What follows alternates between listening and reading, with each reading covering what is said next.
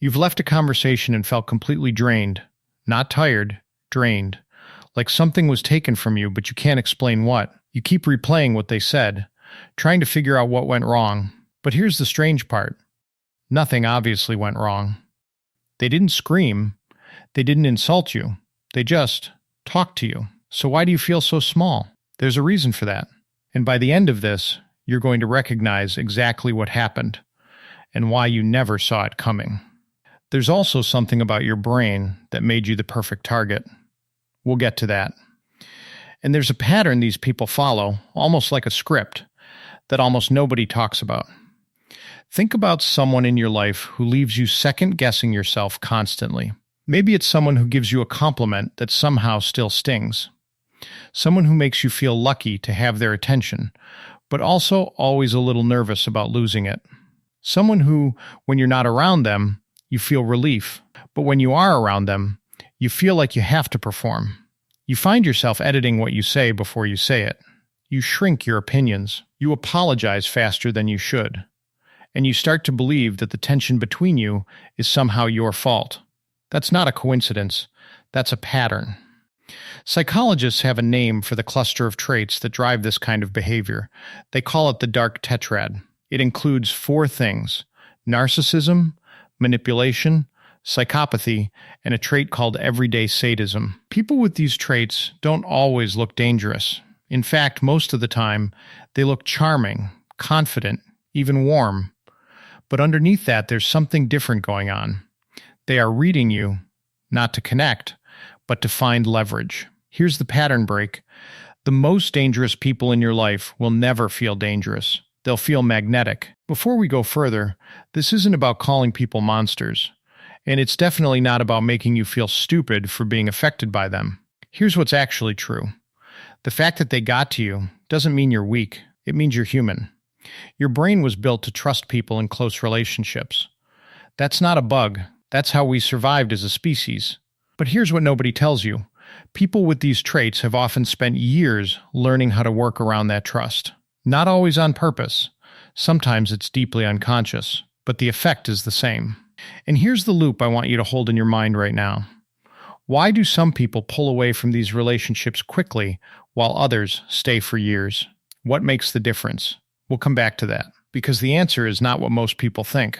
Let's talk about what's actually happening inside you when you're around someone like this.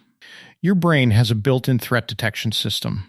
It's old, much older than language. It's constantly scanning people around you, their tone, their micro-expressions, tiny shifts in their behavior. When something feels off, your nervous system sends a quiet alarm. But here's the problem. Toxic people are often very good at sending 2 signals at the same time: warmth and threat, safety and instability, closeness and distance. And when your brain receives both signals together, it doesn't know what to do. So it does something strange. It becomes more attached, not less. This is called a trauma bond. And it works almost exactly like gambling. When rewards are unpredictable, sometimes warm, sometimes cold, sometimes loving, sometimes distant, your brain releases more dopamine than it would for a steady, safe relationship. The uncertainty itself becomes addictive.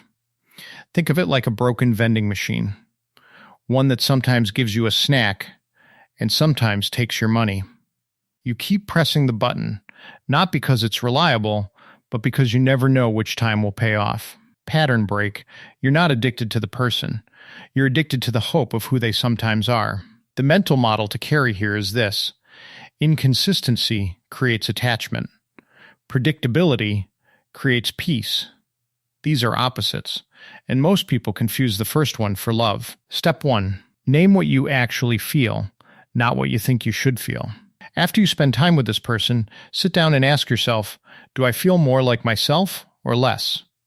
Not, was the conversation good? Not, were they nice today? Just, do I feel more like me or less? Why this works: your body keeps a more honest record than your thoughts. Your mind will rationalize.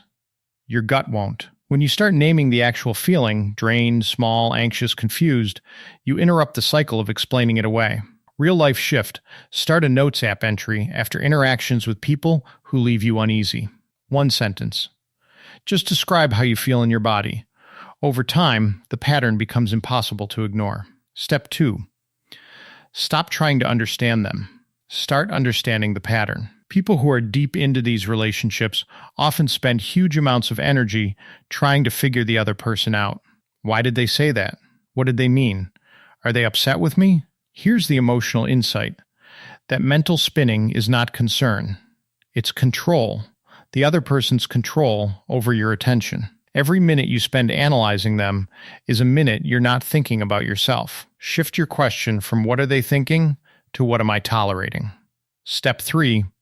Reintroduce predictability to your own life. Remember what we said about the broken vending machine. Your brain is craving consistency, so give it some from yourself. Small things. A morning routine. A walk you take every day.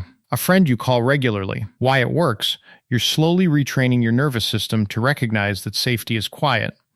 It doesn't come with highs and lows, it comes with repetition and calm. Step 4.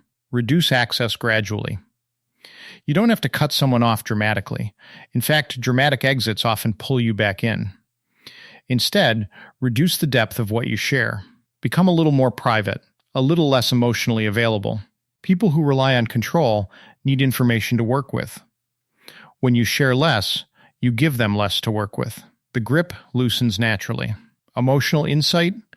Distance isn't coldness. Sometimes it's the most honest thing you can offer a relationship that isn't safe. Step 5. Rebuild your sense of your own opinion. One of the quietest effects of these relationships is that you stop trusting your own judgment. You were wrong about them so many times, so you start deferring to them, to others, to anyone but yourself. Start small. Make a decision today without asking for anyone's approval. Then notice how it feels. Not whether it was the right decision, just notice that you made one, that you had an opinion, that it was yours. Here's the one image to carry with you.